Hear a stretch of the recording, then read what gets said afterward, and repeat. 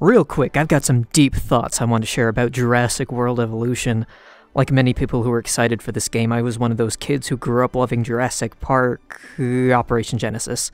That game came first for me. I was a scared little boy until I liked the game enough to want to try the movie. Anyway, I don't want to linger on nostalgia for too long here. Suffice to say, I dumped far too many hours into Operation Genesis, which was more than enough reason for me to be excited for a modern take on the whole dinosaur park building simulator thing. So, how did that modern take pan out? It is alright. In fact, I'd say the general experience of playing the game on a minute-to-minute basis is rather relaxing, much like its predecessor. It's perfect for putting on a podcast and zoning out while you build basic infrastructure, breed dinosaurs, and take care of all the little busy work that adds up to a busy park. It's easy to get lost in building and maintaining the various parks, from fixing small problems as they arise to slowly expanding your operation.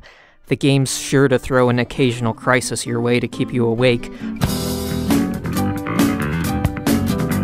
But aside from that, the overall experience is quite pleasant, which was most of what I was looking for from this game, so on that front, I'm rather satisfied. Alas, nothing's perfect, and this game does have its share of issues. A lot of these issues feel like step-backs from Genesis, while others arise from the new systems this game put into place. Genesis itself wasn't perfect either.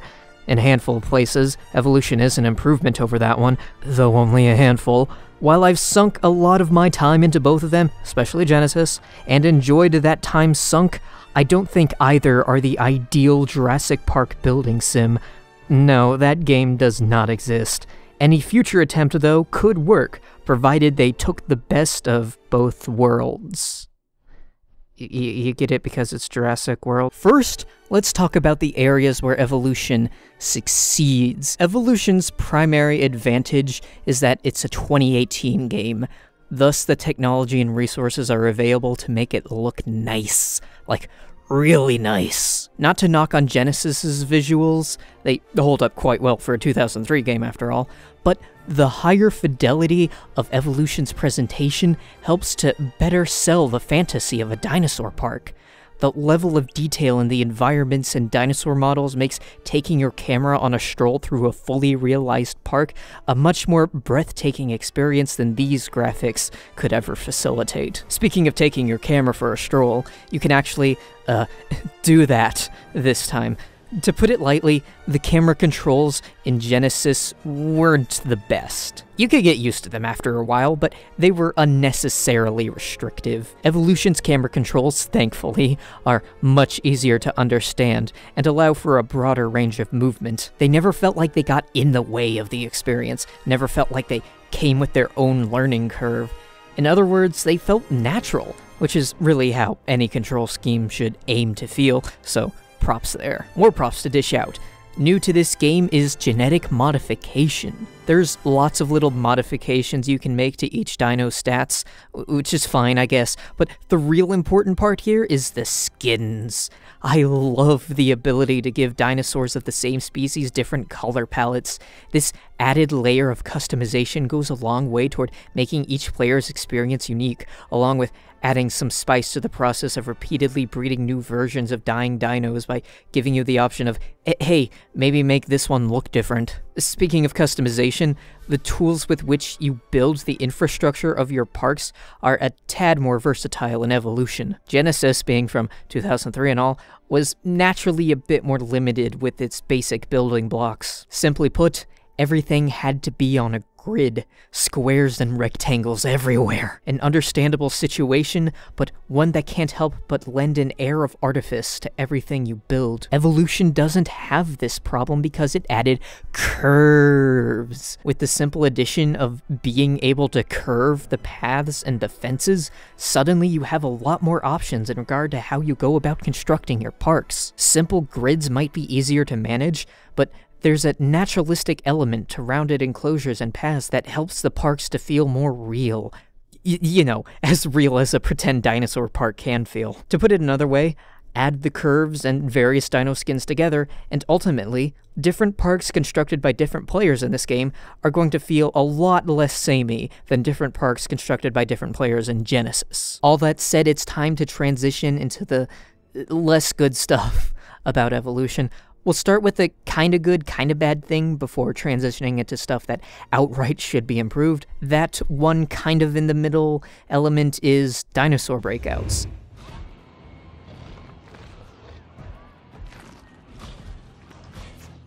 Despite what the films are famous for, breakouts weren't exactly that big a problem in Genesis. Like, they could happen, but keeping your dinos happy was quite simple. So in practice, the only time you had to worry about them breaking out was when the occasional tornado came along and broke a fence and killed dinos and guests. If I could take a moment to share some old Genesis grief, did you ever have one of those moments where a tornado, instead of just coming in from somewhere off the island, would just spawn right in the middle of the park and fuck everything? Or regardless of where it was in the park, it would just fuck everything? Yeah, tornadoes sucked in that game. Outright. Glad their presence in evolution was minimized. Anyway, back to dino breakouts. They're a bit more frequent this time. Dinos have more needs that need managing and can be quite fickle.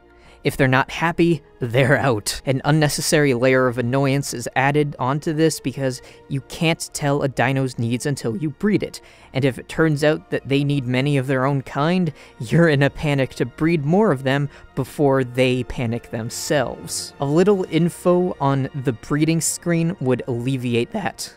Please. Also, some park staff can just decide they don't like you and turn off the power or open the gates because they're a bunch of psychos. Suffice to say, these parks have an alarmingly high mortality rate. On the one hand, this makes moment-to-moment gameplay more engaging, making sure everyone's needs are met on top of the frequent crises that keep you on your toes.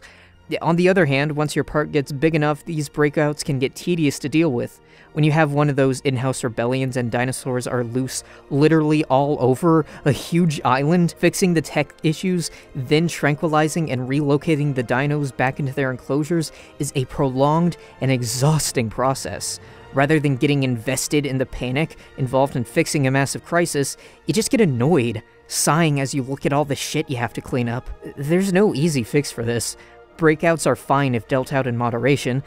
Any good dinosaur park should have some excitement now and again, but the frequency with which they can occur in evolution makes them not fun to deal with after a while. The best solution I can offer is to introduce a mandatory minimum time buffer in between breakouts, set at a bare minimum of a couple of hours. I wouldn't be surprised if a system like that was already in place, but if it is, the current frequency of breakouts allowed means it ain't working too well. Now to get into stuff that outright needs improvement. Dinosaur behaviors for one, specifically herd and pack behaviors. It'd be nice to have those. Genesis did. Here, you can see a pack of raptors working together to take down some prey, but not in evolution. At most, they'll coincidentally walk together, maybe squeak at each other, and that applies to all the dinos, actually. There's no real herding behaviors, you just at most see them together because they're gathering around the same food or water source. It's safe to say that the primary appeal of any dinosaur park is, well, dinosaurs. But with such a limited range of behaviors, watching them can't be fun for very long. With as many dinosaurs as there are in this game, I recognize that giving them all one extra simple behavior, let alone herding and packing, would be a daunting task, both on the development team and on the computers running the game. But if it could be done, it would breathe a lot more life into these parks. I mean, at least let the dinos sleep like they did in Genesis, for God's sake. It's only the humane thing to do. Speaking of life, the guests in Evolution are surprisingly devoid of it. Guests in Genesis had names and preferences. One of them dying incurred a significant penalty, as long as they died while the alarms weren't going. Sure, they didn't like to walk very far, and their AI was pretty wonky, but faults and all, they felt like proper guests there to see dinosaurs. But the guests in Evolution, they're more like a swarm of ants, as opposed to humans with needs and wants. Here's a few examples. For one, let's try just placing down a shop and instantly open its stats, and you can observe that the number of guests currently in it is not determined by how many you can actually see walk in and out of it. Rather, this number is determined by... Actually, I don't really know how it suddenly has hundreds of occupants. In Genesis, individual guests made individual purchases, each of which you could see if you really wanted, and each of which mattered. In Evolution, each building just represents an occasional check. Another dehumanizing example. Guests have no names, no personality, no wants or needs. They just appear and congregate around the attractions with no mind of their own. It makes a lot of visual sense when just looking in. After all, you'd expect people to be swarming the T-Rex paddock, but it never feels like an individual guest went to a place because they wanted to, or rather, because their programmed desires lured them to this specific attraction. Rather, all guests swarm around places simply as part of the herd. Ironically, the humans display more animalistic behaviors than the animal attractions, which starts to feel rather uncanny when observed for too long. Most damning to me is that there's no immediate penalty when a guest dies. In Genesis, the sound effect that accompanied a death was soul-crushing, because its startling loudness in comparison to everything else let you know that you fucked up. Or at the very least, tornadoes were just being fucky. Urgent message from the park administrator. In Evolution, though, no big deal. Your star rating will take a hit for a bit, but it'll recover. It always recovers. Human lives don't matter anymore. These guests might as well not even be human. They certainly don't act like it. They don't matter. Visually, they're just cosmetic. Practically, they're just soulless numbers that give you money. Oh, damn. I guess I really am a corporate tycoon more concerned with the bottom line of my business venture and with my own ego, rather than common sense or decency. Well played, Frontier. I could go on for a bit with some increasingly pedantic complaints.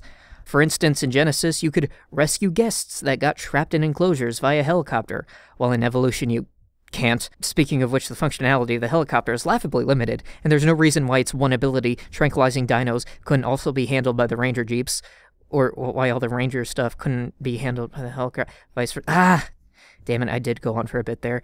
Well, I think you get the picture. Evolution is an enjoyable but flawed experience, but I think we can learn from it what the ideal Jurassic Park building sim should look like. Ideally, we should keep the foundations of Evolution. Its visuals, its controls, the customization of the park's infrastructure and the dinos, that sort of deal. But we should also take lessons from Genesis. Give personality to the guests and more behaviors to the attractions. Keep the breakouts, but not as many of them. Hell, throw in some cosmetic customization options for the park itself.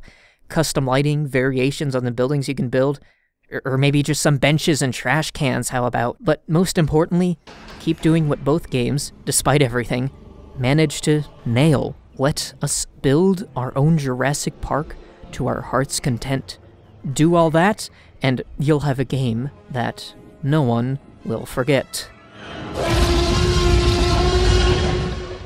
Thanks for sitting through my rambling about dinosaur video games. If you have your own Jurassic thoughts, leave them in the comments. I'd like to hear them. This isn't the big video about video games I promised in the last video. Still revising that one, but trust me, it's gonna dwarf everything else I've done. I'm a little scared, honestly. My goal is to have it up by the end of August, but hell knows if I'll make it. Won't know till I try, though, so try I will. Hope you'll stick around for it. Thanks again for watching. I'll see you then.